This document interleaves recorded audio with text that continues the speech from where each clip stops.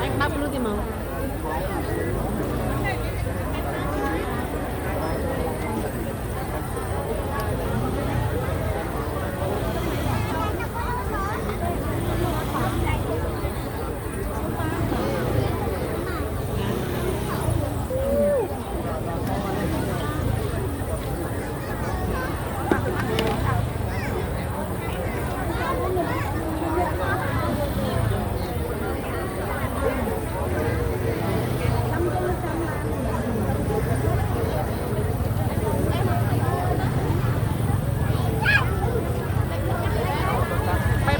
mình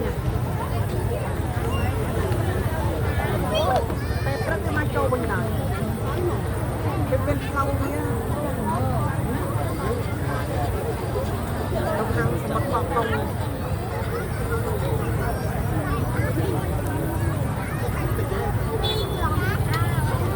mau cái chiều cho nhau mau hôn hơi thì họ không có nào hôn cho nó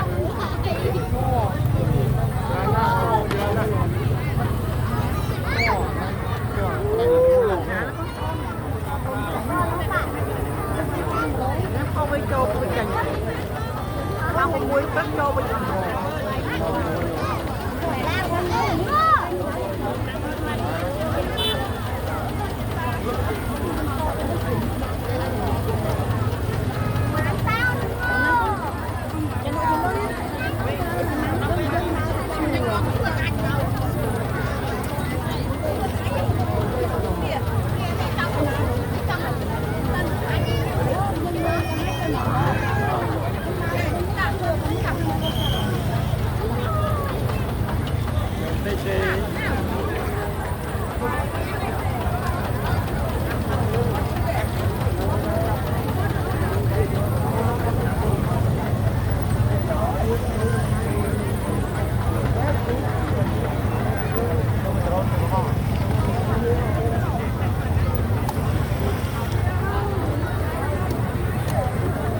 trơn trong ram pi hai hạt cho nó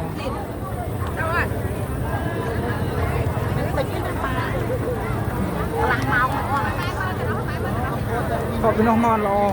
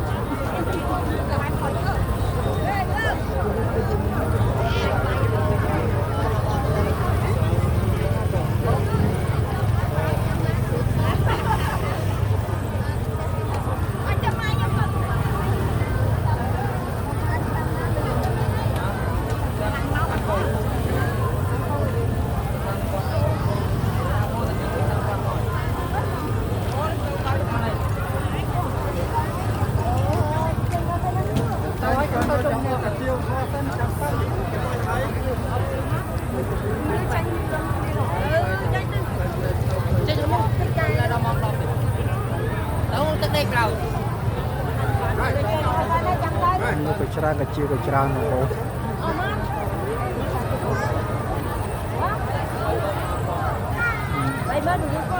cần hào cái này là cũng cho nó vinh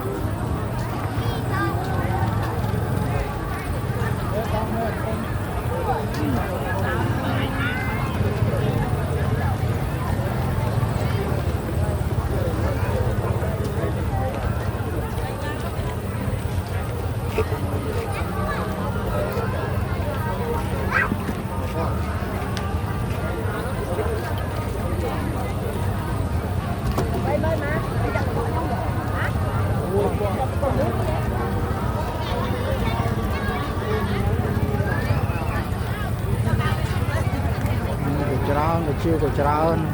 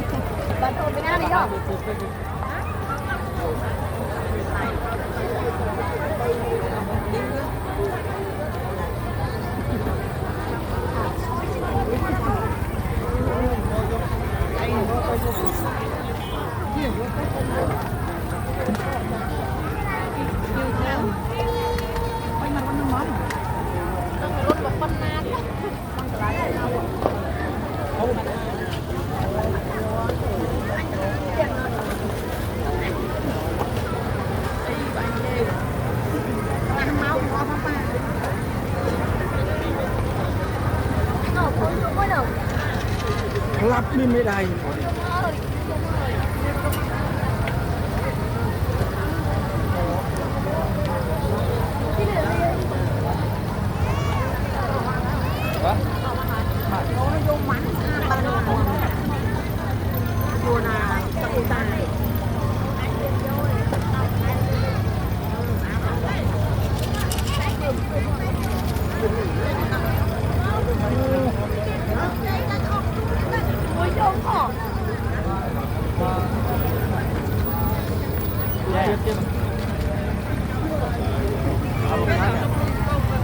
Dạ.